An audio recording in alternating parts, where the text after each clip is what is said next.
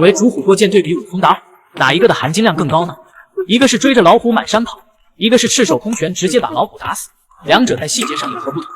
而哪一种情形又更具合理性呢？首先，武松打虎出自于《水浒传》小说第23回，而典韦主虎过剑则来自于《三国演义》第10回。这里需要指出的是，此两个情节皆为二人的首次亮相回目，两人一出场就有如此神勇的事迹作为支撑，足见两部小说的作者对他们的厚爱。但相比之下，典韦主虎过剑的情节描述远没有武松打虎那么震撼，因为《三国演义》对于典韦主虎过剑的描述只有这一句：夏侯惇外出射猎，看见韦主虎过剑，因收于军中。那么这里的问题就来了，典韦追的老虎是幼虎还是成年虎？这头老虎有没有受伤？他又为何要追着老虎跑？当时他手里拿武器了吗？这些信息都不得而知，作者不想赘述，剧中的人物也就无从交代。可是武松打虎就不一样了，作者把整个打虎的过程交代得非常详细，场面可以说是既精彩又刺激。武松还没有开始打虎，气氛就已经被烘托到底。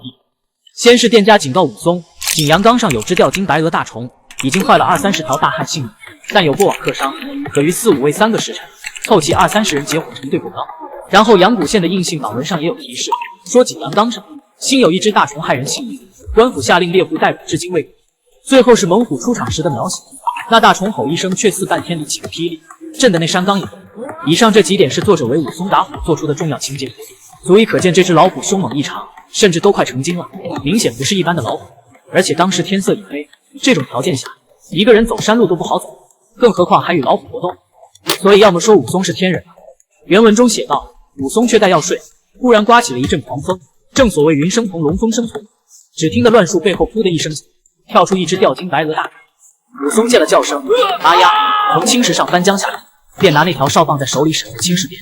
从这里就可以看出，武松的临机反应速度是非常快，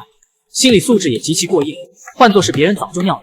之后老虎连续发起3次致命攻击，皆被武松躲过。见老虎没了脾气，武松双手抡起哨棒，竟平生气力只一棒，从半空劈将下来。不料因为心慌，打在枯树上断成了2截。唯一的武器失效，武松只能赤手空拳的与老虎搏斗，最后愣是凭借一身勇力将老虎打死。反观典韦主虎过剑呢，除了故事情节上比较失色以外，也不清楚老虎是什么体型，但我觉得他在追老虎时，手里面很可能是拿着双铁戟武器，只不过是原文中没有赘述。为何我这么说？因为夏侯惇打完猎就赶紧带着典韦去见曹操了，而典韦手里面正好是拿着武器去的，当时他为曹操还演示了一番武艺。再有就是这头老虎身上很可能有伤，而他身上的伤就是典韦造成的，不然他为何会被典韦追着跑？唯一的解释就是典韦在深山里撞见了老虎，老虎本来要吃典韦，怎奈典韦汗也不畏，端起双铁戟将他刺伤，老虎眼看干不过，只能落荒而逃。然而性格刚猛的典韦岂会轻易放过这种人，就在后面追，结果这一幕刚好被山里打猎的夏侯惇撞见。这里可能有人会问，典韦跑到山里干什么，还带着双铁戟这样的武器？关于这一点，我们可以看看原文中典韦的出场介绍。夏侯惇是这样说的：此乃陈留人，姓典名为，勇力过人，就跟张邈与帐下人不好，手杀数十人，逃窜山中，蹲出射猎，见为主虎过剑。就是说典韦是因为杀了人要避火才逃到山中，既然要逃命，那自然是带着武器，结果没想到逃到山里遇到了猛虎，于是就有了主虎过剑。如果当时的情形就是如此，那典韦主虎过剑的含金量肯定就不如武松徒手避猛虎，因为拿兵器和不拿兵器完全是两个概念。要知道李逵手里拿着坡刀，4只老虎都被他追着跑，所以典韦能主虎过剑也很合理。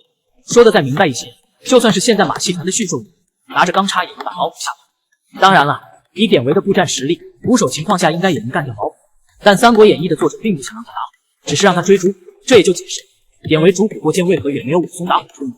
那么武松徒手就能击杀猛虎，这合理吗？肯定是合理的，因为书中对他有着这样的描述：身材魁梧，重500斤，心胸胆大，似汉天狮子下云端，武剑精强，如尧的貔貅灵座上，如同天上降魔种，真是人间太岁神。可以说单从这体魄上来看，武松就完全有与老虎一战的实力，而他的力气更是大得惊人，能够单手把500斤的石墩抛到离地1丈多高，然后再稳稳接住，放下时面不改色心如跳。就这力气展现，老虎不被他打死才怪。